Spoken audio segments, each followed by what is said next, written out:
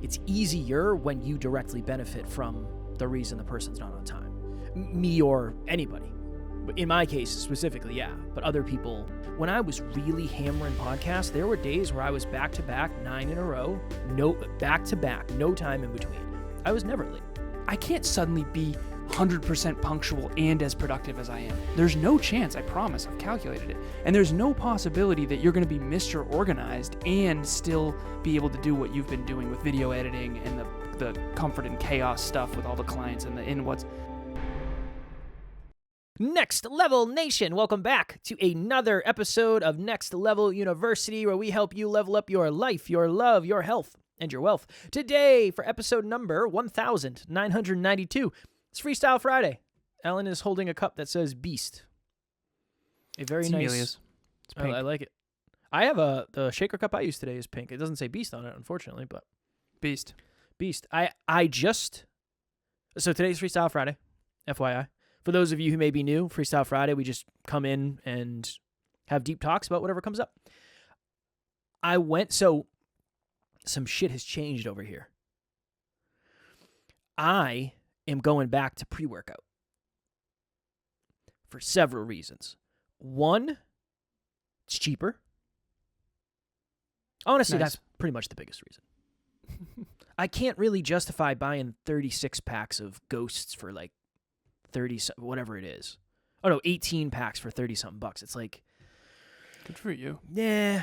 And honestly, they taste so good, but like, there's something to be said about the routine creates identity for me. Definitely. So last night before bed, I mixed up my pre-workout. Throw a dash of creatine in there, a little NO, a little nitrous oxide powder, nitric oxide powder, and shake it up, throw it in the fridge. I woke up this morning. First thing I did, I walked out to the fridge to grab my pre-workout. And you were a And I was a beast. beast. And This episode brought to you by Pink Shaker Cups. pink shaker cups. It felt like the old days when I used to, that was kind of the routine. So it felt really, really good. So yeah, that's something strange. Here's my thought for today's episode. Where will this go? I don't know. I had a coaching call with the wonderful Emilia because we produce their podcast, Evolve Ventures. And she was a couple minutes late. Sounds right. She said, "Thank you so much for your patience." And I said, "I've been working with your partner for 8 years. I'm really good at people being late." And I think she said this. If not, let's pretend she did because it makes me look good. She said, "Alan has complimented you and your patience and support when he's late. How did you get to that point?" And I said, "Honestly, I get pissed off every time." So here, this is how it goes. I was thinking of this in bed last night. I was like, oh, that would be a cool thing to talk about. First, I get frustrated. Okay, that's the first thing. I get frustrated. It's like 11:04, 11:05. Check the calendar event. I got pushed to 11:15. This son of a bee. Okay, cool. So I start with frustration. Then I get maybe angry, like slightly angry. And then I get grateful. And that's pretty much just the process. So maybe that's a lesson for all of us. I'm not at the stage where it's just like, oh yeah, man, no worries, be as late as you want. I still feel it. It still bugs me. I think it always will. I think it's supposed to. Yeah. I think it's supposed to bug me. That's why I was value. 2 minutes late for an interview yesterday. And they're like, yeah, we were just shit-talking to you because you were late. And I was like, you should be. You should be shit-talking me because I don't like being late. So, yeah, shit-talk. I deserve it. Shit-talk me all you want. Because we were recording an episode and it ran over and I had to run to my other meeting. So I don't know if I ever want to get to the place where it's just like, yeah, it's totally cool. It's okay. I always get to it's okay. But that's kind of the frustration, anger, rumination, gratitude. That is my 4-step cycle to reformulate feeling unseen, potentially. So the first thing here is frustration is always a byproduct of a core value being not honored. Almost always. I was going to challenge you on that. I think frustration is one of the most important emotions for positive change. First and foremost, let me clarify. I have told everyone that I work closely with that I need a 5-minute buffer. I've told Kevin I need more than that because I see Kevin every day. And I'm not hanging out while Kevin sits here. I need that to be very, very, very clear. It's important to understand that I've talked to Kevin in advance, asked for a buffer, and made sure that he is not sitting here just waiting. He has other things to do. And I see Kev every day. We've worked together for 8 years. Okay. Even paying clients that I've worked with for years, I've said, listen, everyone I work closely with, I need a 5-minute buffer. I do back-to-backs every single day. I used to have a 15-minute buffer in between sessions. And that takes away a ton of slots where I could coach or podcast or train. So, number one, this is not... If I am going to, quote-unquote, disrespect a core value of Kevin's, it's not without a courageous, honest, vulnerable conversation, because I have this is a good opportunity to talk about this. We have a core value in conflict, you and I. We always have. And we have learned to work together through this. And I think that that's very mature. My core value is being as effective as humanly possible, getting as much done as humanly possible in a given day, and maximizing every moment of my time. Your core value is being on time every time. I literally had a conversation with someone yesterday who's a client of mine, and I kid you not, she said, anyone who's on time every time obviously isn't doing enough. Now, she said something along the lines of this. If you're out there, yeah, literally, if you're out there listening, you know who you are. And her and I had a sincere conversation where it was, can you imagine just sitting there 5 minutes early with your hands crossed? She's like, no, never. Every moment is being used. Every moment is building something. Every moment. It's an achiever thing. That's why Emilia was 2 minutes late. I guarantee you whatever she was doing prior to that was incredibly important to move a needle towards something. So when Kev said he got to gratitude, what he means by that is over the years, I own a business with Emilia. Do you know how fucking awesome that is? Everything just gets done. It just rolls and it grows on its own. I wake up this morning and there's an email sent to our clients preparing them for a meeting we have later tonight. Like, she's always just rolling balls forward constantly. She's a self-starter. Is she a couple minutes late every now and then? Yes, but she's always building, always. So the benefit to working with me is that essentially I'm always moving needles forward for us. And it's really cool to be on a team where there's always momentum. I'm always creating momentum, always creating momentum. If I was on the couch eating Cheetos while you were sitting here, that's a different fucking conversation. Well, I wouldn't get to gratitude if that was the case. It's definitely not the case. That I promise you. And I know that, obviously. I do know you know that. But I also need to make this clear because our listeners, we bring them behind the scenes, but out of context, it makes me look like a dickhead. Fair. And so I want to make sure there's the proper frame. And so the core value that I have is, Kev, make sure you're using every moment of your time as effectively as possible. And we did an episode where Kevin interviewed me about productivity. And at the end of the day, when you own a company and the people who work at that company, their time is the most valuable resource of the company. And Kevin is the most valuable person who works in terms of productivity and skill set and the brand and the company. Okay? So if you ever are just kind of sitting there waiting for me, that would be a core value in conflict in terms of productivity. But my point of this is that I also go to gratitude too because you're always on time. And I know a lot of people really appreciate that about you. And I've gone in phases where I had an on-time record. I think it was like 50 in a row or something. And then I eventually was like, you know what? This is affecting me negatively. Now, I do want to make this clear too.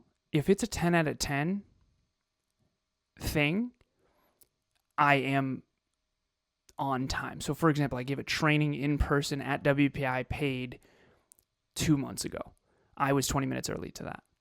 However, I'm not sitting there 3 hours just with my hands crossed, totally prepared, because I have other clients. I have 26 clients.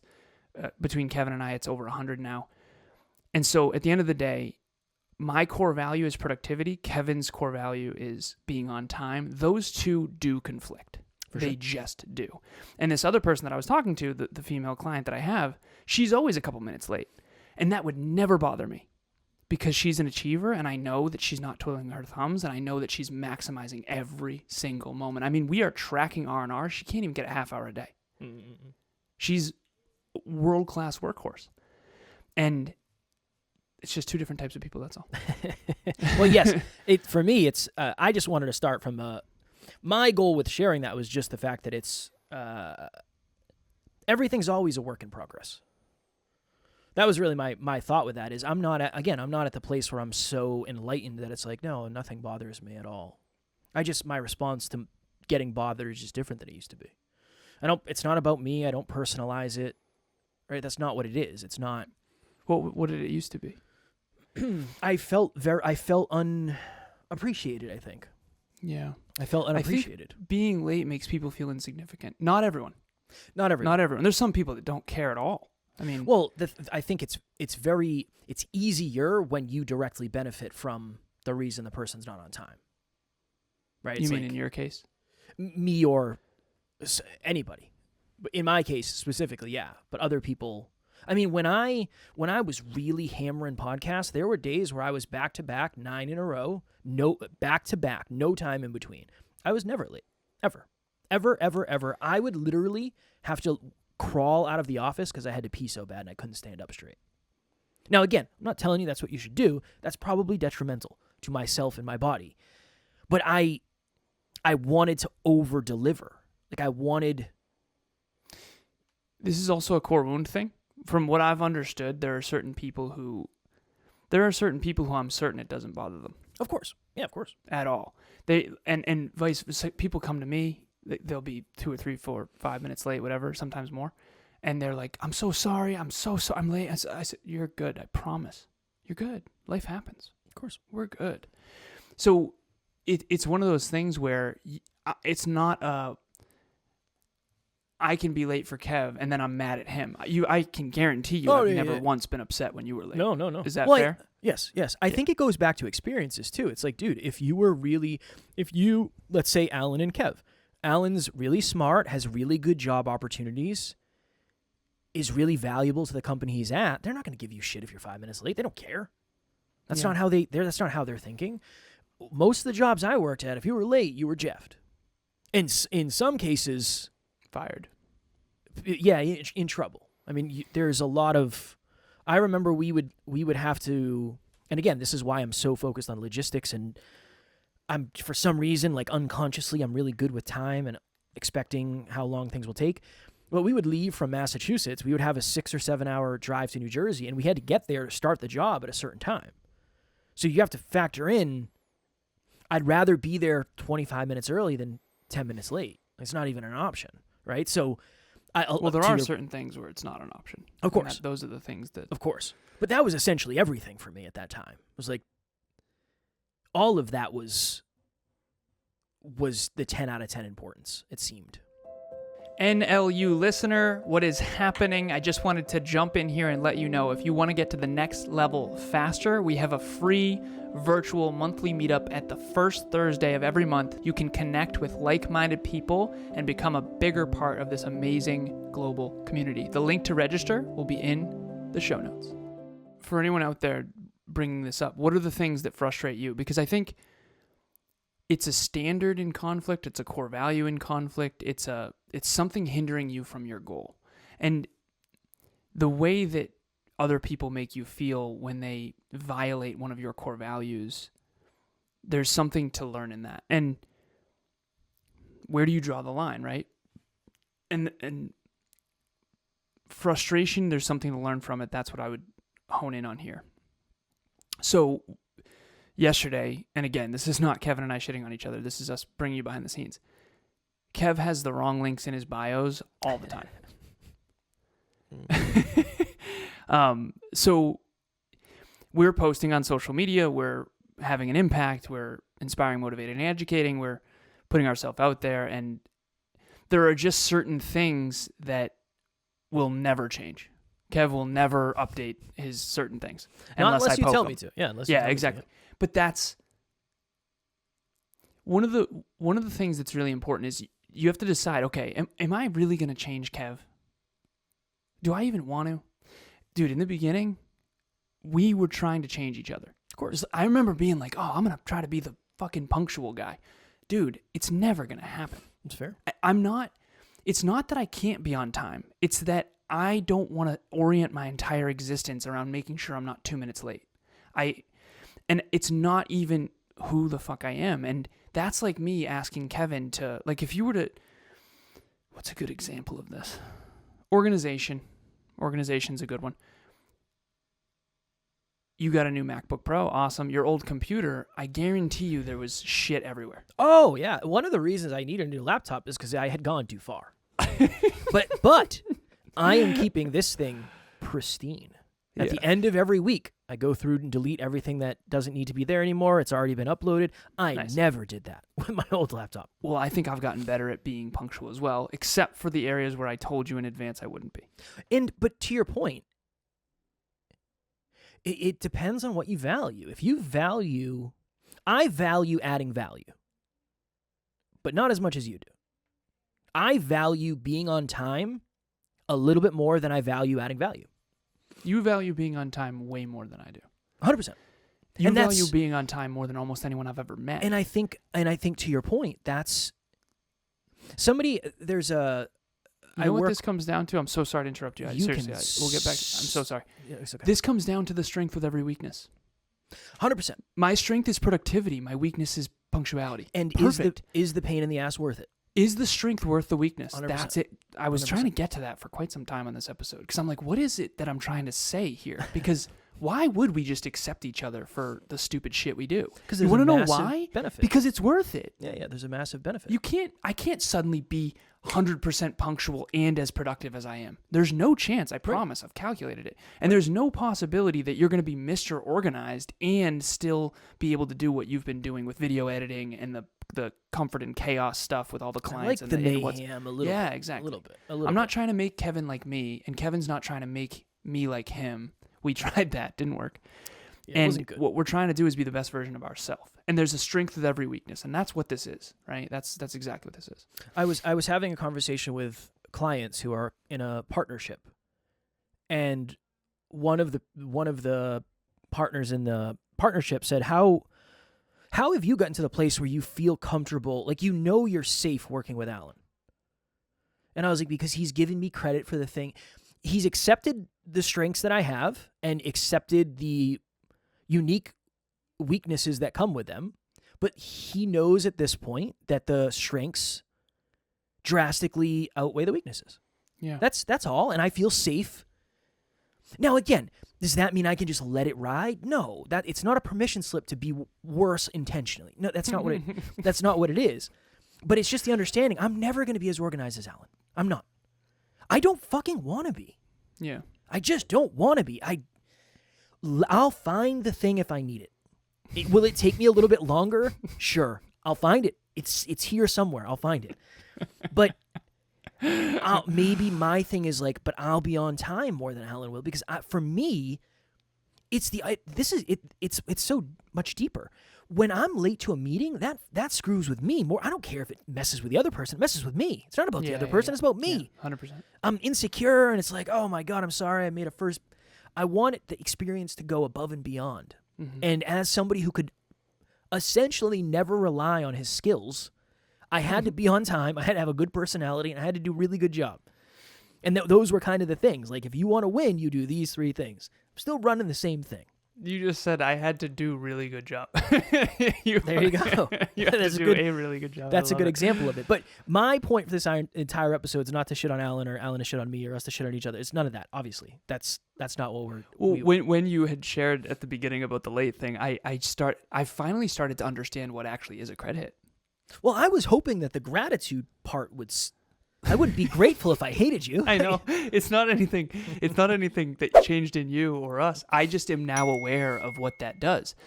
I never used to think, like, I'm not late because I can't be on time. I know. I'm late because I did 6 things to move the needle on that were more important. And it's not that you're not important. I'll be right there. Like, but I don't think anyone can go, I mean, how could anyone possibly know that? So in their head, it's like, oh, well, he just can't be punctual? Of course I could. Well, it right? depends on... But I would also love to see you do 51 coaching sessions, trainings, and podcasts back to back per week, and nobody be on knows time to every one of them. Nobody knows you're doing that. Exactly, and so no one cares. But at the end of the day, it really does come down to, just to not make this about Kevin and I, it comes down to the strength that comes with every weakness. Yeah. And I'm glad that you feel safe about this too, because one thing that came up for me when we were talking, Kevin's very creative dude, right? Like raps on the side. Loves cars, watches more weird YouTube videos than fucking anybody. Yeah. All these things, right? And his creative process has helped us tremendously in business. So I can't be pumped that he's creative and then be annoyed when he comes with a dumbass business idea. Like, that's what comes with being a creative. You come with dumb ideas. I have. And that's okay. Yeah, of course. Hey, this might be genius, this might be dumb as shit.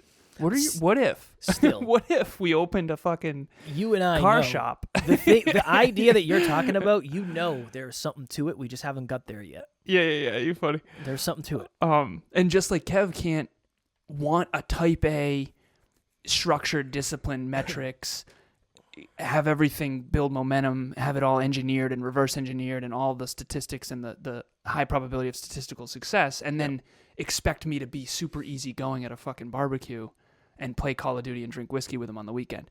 You don't get both. And that's a really good lesson for life, everybody. And as preachy as this is coming off, you don't get both. I can't want a super achiever girlfriend who crushes it in our business and in her business and who pays half of this amazing life that we have and be upset that she works all the time. That's what built all of this. Like, if you want an in-shape partner, they're going to have to go to the gym. If you want a business owner partner who has the ability to make their own schedule, well, they get to make their own schedule, but they're also going to have to work some holidays and some weekends or whatever it is. And I really do appreciate your wife, Taryn, so much for this, because I think to myself, like, what we're building and what we're doing for our dreams, and I want everyone out there thinking about their dreams, not ours, but self-improvement, holistic dream chasers. All of us are dream chasers, whatever the dream is. Your dream is requiring more of you than most husbands. And I sometimes feel guilty for that, because I sat Kev down at one point, and I said, dude, I have to do this. So, like, I need to make sure you actually want this, because I have to do this regardless. This is who I am. This is who I've always been. This is who I've always wanted to be. And it comes with a lot of shit that sucks. But I have to do this with or without you. And I want to do it with you. But I need to make sure you're actually game, because what you're signing up for is fucking brutal. And I understand that you're not going to be able to have a bunch of friends. And I understand you're not going to be able to travel all the time. And I understand you're going to have to be available on weekends. And I understand, and all this stuff. And I think that is a really mature way to be. And I think most business partnerships, most intimate partnerships don't work long term, because people aren't being honest and upfront with, this is who I am. These are my core values. These are my strengths. These are my weaknesses. I will work on the weaknesses, especially if they're affecting you negatively. But I'm never going to be different than who I actually am. We all have an essence. And I'm so convinced the only way to be fulfilled in life is to lean into your essence. Kevin's essence is more creative than mine. My essence is more structured than his. And so we can either work together and be yin and yang, or we can constantly butt heads and not accomplish anything. Yeah, how do you shine up, improve, create a higher quality of your natural tendencies, your positive natural tendencies? I think that's the thing. It's like, do that. Really double, triple, quadruple down on your strengths, and then mitigate your weaknesses. And then as you do it long enough, you start to... It's a whole thing. It's a weird journey. You think you're supposed to be somebody else, and like, yeah, you're supposed to adopt some behaviors and thought processes that other people have. But at the end of the day, if you change too much, you're not you anymore, and then you're going to be miserable. Anyway, speaking of being on time, we have 2 minutes. Mm-hmm. I have a coaching call with a wonderful client right after this, so we do have to hop. Next Level Nation. Tickets are live and available for purchase. We'll have the link in the show notes for Next Level Live 2025, April 5th. All-day event, totally virtual. Tickets are only $47. We want to make sure it's affordable. Again, we talked about it last episode. You can have your whole family watch it. I don't care. The more, the merrier. We just want to add as much value as humanly possible. So yeah, if you have been listening to the podcast and you're thinking, wow, this is valuable, I enjoy this, I'd like to go deeper, but I don't know where to go, this is a really good opportunity for that. So we'll have the link in the show notes below. If anyone out there wants more structure, discipline, goals, priorities, metrics, habits, skills, identity, if you feel like you're a creative who needs some guardrails, let me be your guardrails. A lot of creative people that are these incredibly heart-driven creatives, they want to have an impact in the world, but they need structure. Structure doesn't come naturally to everybody. I have one client I'm thinking of right now. Her name's Courtney, and she's the most creative, just wonderful, awesome. And I told her, I said, all we're going to do is channel that awesomeness in one direction. I'm an engineer. You're a creative. It works really fucking well together. So if anyone out there resonates with that, reach out. My link will be in the show notes. Reach out. And yes, I will be on time with a 5-minute buffer. 5-minute buffer. I love it. Look, you got to make the rules of the game winnable. That's it. You're going to make the rules of the game winnable. As always, we love you. We appreciate you. Grateful for each and every one of you. And NLU, we don't have fans. We have family. We'll talk to you all tomorrow. Stay next level. Next Level Nation.